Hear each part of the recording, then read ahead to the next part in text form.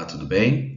Sou o professor Teder, professor de Teoria da Literatura, e hoje nós vamos falar um pouquinho sobre o texto e suas relações com a história.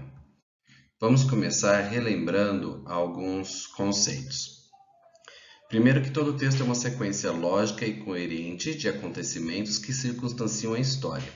Então, todo texto é uma sequência lógica, ou seja, ordenada, que faz sentido, coerente, então que apresenta uma sequência de fatos, que apresenta uma coerência em si, que apresenta uma lógica para serem colocados no texto naquela ordem.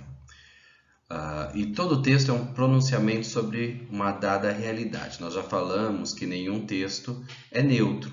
Todo texto ele traz concepções, ideias, crenças e valores referentes a uma determinada época, a um determinado autor, a uma determinada sociedade.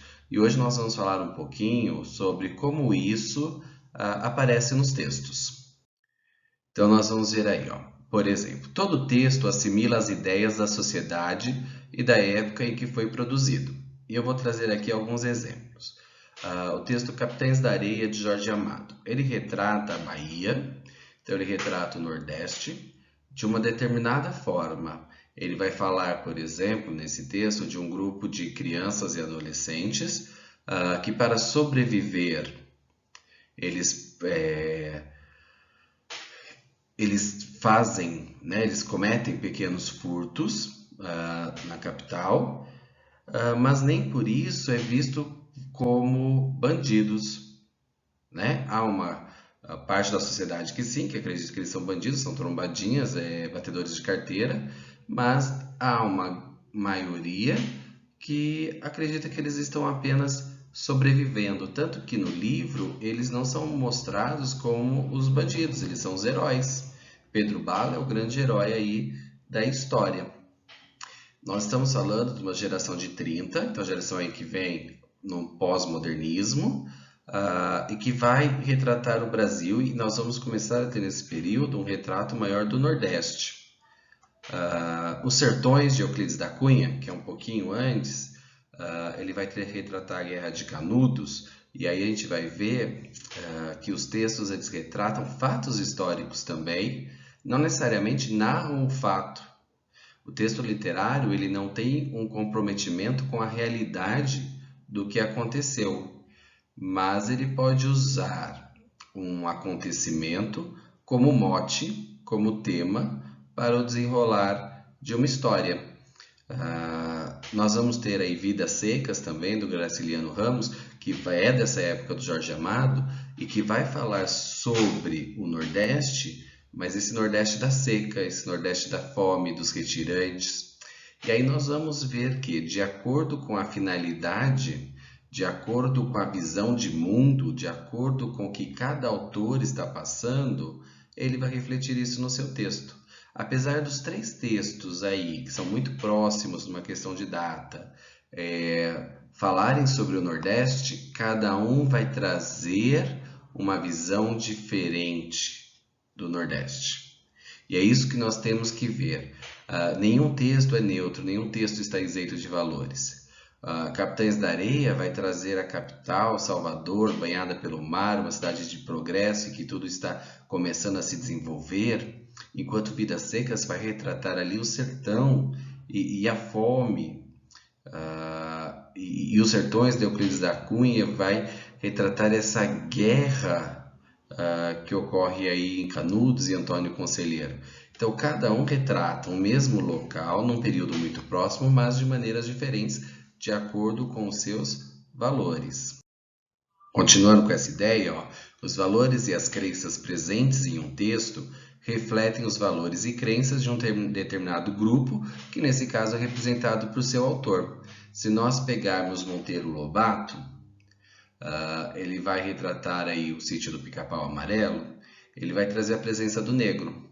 A tia Anastácia está lá como a negra, mas qual é o retrato dessa negra? Nós estamos falando de um período logo após, um período ali muito próximo da libertação dos escravos. E como que essa negra é vista? Qual é a ideia que está por trás? Será que é essa ideia da escrava que sofre, que vive na senzala, que come os restos, que é chibatada? Ou estamos querendo Monteiro Lobato, nos seus livros, representam Tia Anastácia como uma negra que pode conviver com os brancos? Como uma negra que tem, como se não houvessem diferenças entre brancos e negros. O que será que Monteiro Lobato ele quer retratar nesse texto? Qual é a imagem que ele quer passar? E será que ele quer passar a imagem desse negro que tem condições de viver em sociedade com o branco? Ou ele quer passar a ideia de um branco que aceita o negro no seu ambiente? Será que é uma luta contra o preconceito ou é uma forma de maquiar o preconceito? Nós vamos ver aí outros dois textos, o Cortiço e Dom Casmurro, Cortiço do Aloysio Azevedo e Dom Casmurro do Machado de Assis, que vão falar ali sobre o Rio de Janeiro. Mas o Rio de Janeiro do Aloysio Azevedo não é o mesmo Rio de Janeiro do Machado de Assis. Machado de Assis vai retratar o Rio de Janeiro da burguesia. Vai retratar o Rio de Janeiro dos calçamentos de paralelepípedo, das carruagens sendo puxadas por cavalos, da alta sociedade, da criança que tem condições de estudar na Europa, por exemplo. Enquanto a Luiz Azevedo ele vai mostrar uma realidade do Rio de Janeiro muito oposta. A realidade do Rio de Janeiro, da periferia, dos cortiços, das favelas, inclusive da presença do negro, que foi um negro liberto, mas que continua ali à mercê de seu dono, né, do senhor, porque não tem para onde ir. E aí ele vai mostrar que toda essa questão da libertação dos escravos não foi bem assim também, tão bonzinho assim. Princesa Isabel não foi tão boazinha assim. Uma vez que esses negros não tinham para onde ir, não houve um planejamento e acabaram em cortiços, em favelas, né? Então nós vamos ver assim, que são dois textos muito próximos na questão de data, retratando um mesmo ambiente, uma mesma localidade, Rio de Janeiro, porém com visões diferentes de acordo com o grupo que está sendo representado pelo autor. Tá? Então isso nós temos que perceber, que todo o texto ele vai trazer um valor, ele vai trazer uma crença, ele vai trazer um ideal de acordo com a vivência, de acordo com o autor. E aí a gente vai entender então que para termos uma boa leitura, nós precisamos analisar as ideias de maneira crítica. Nós não podemos ser professores de língua portuguesa e literatura e fazermos uma leitura neutra, uma leitura branca. Isso não existe. Toda vez que nós lemos um texto, nós buscamos informações, referências, valores que estão presentes nesse texto. Nós vamos verificar as concepções da época e da sociedade.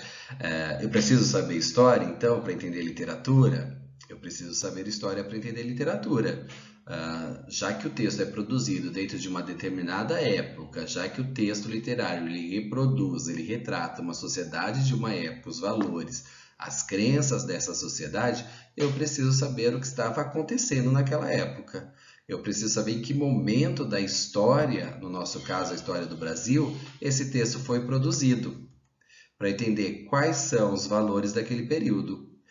E buscar a relação com outros textos. Nós vamos falar que nenhum texto ele é puro em si.